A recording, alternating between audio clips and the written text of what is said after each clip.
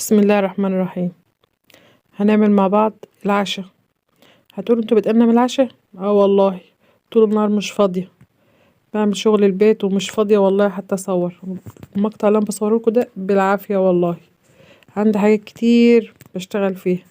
اول حاجة هنعمل البيض بالعجوة.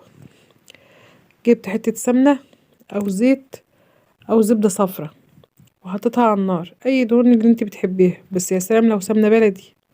وحطيت العجوة وقلبتها بالطريقة دي وهرستها في بعض وحمرتها في الزيت كويس الأول، وبعدين حطيت عليها البيض وأقلب بقى يمين وشمال لما البيض يستوي. تاكلي أحلى بيض بالعجوة.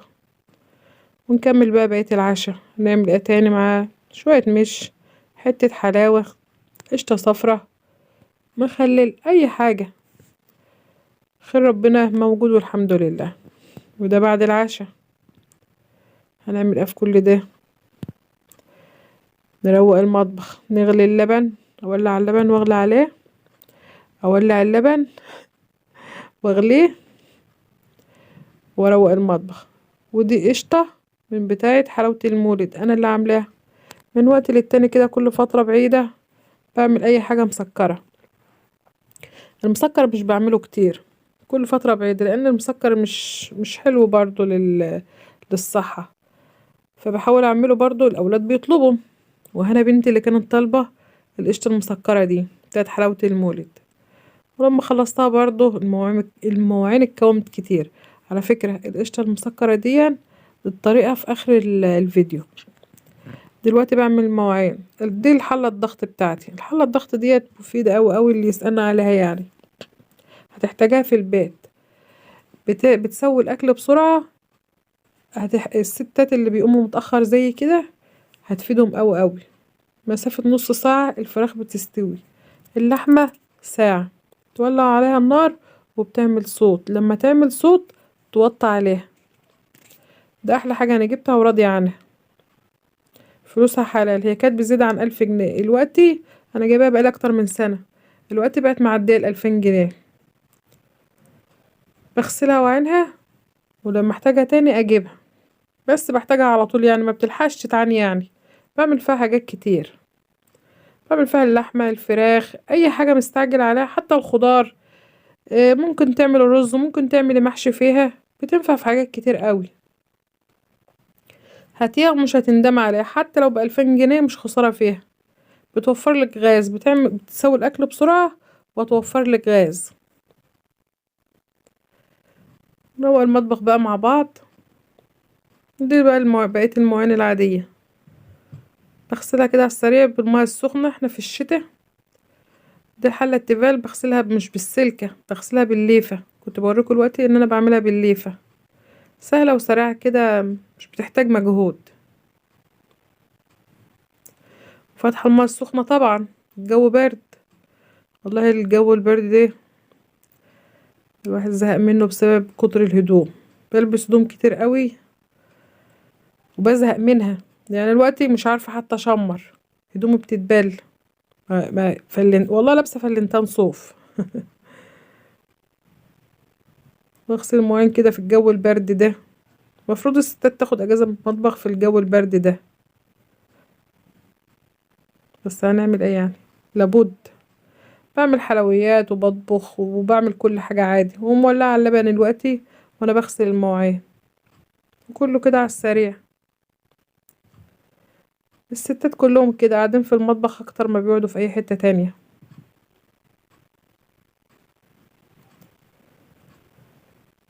اللي بيحب الفيديوهات بتاعتي ديت اللي فيها المواعين وفيها شغل البيت يقولي.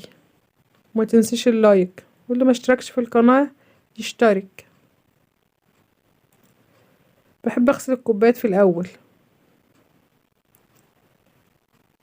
بس المواعين ديت مش عارفة بتيجي منين، كتير قوي. بس بحاول اخلصها كده واروق المطبخ عشان ارتاح. اهم حاجة المطبخ لما يتروق ببقى مرتاحة. مش مهم بقية البيت، اهم حاجة المطبخ والمواعين. يلا قومي لو مكسلة، قومي اغسلي مواعينك يلا وشوفي وراك ايه. والله كل حاجة بتتعمل بسرعة.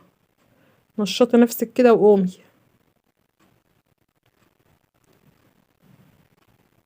الصواني لما بتتغسل بتفضي مكان، بتحسي ان انت خلاص خلصت المواعين. لما بتغسل الصواني بتحسي ان خلاص المواعين خلصت.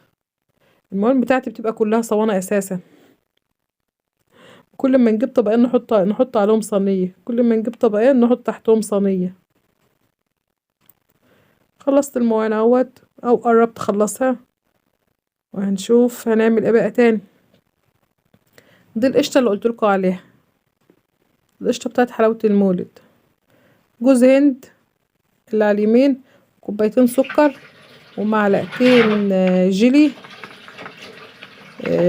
اسمه ايه، جيل من عند العطار، اسمه جيل بقري او جيل حيواني. وحطيت معلقتين السكر في الحلة، وحطيت عليهم نص كوباية مية وعصرة ليمونة، وتقلبي لغاية ما السكر يدوب. ده بقى هو 5 دقايق كده على النار بالكتير، واروح طافية. دي ذرة ملح. قلبت كده الخليط واسيبه لما يبرد شوية، وبعدين احطه في العجان وعليها الجيل. وكل مدى الخليط هتلاقيه لونه فتح كده.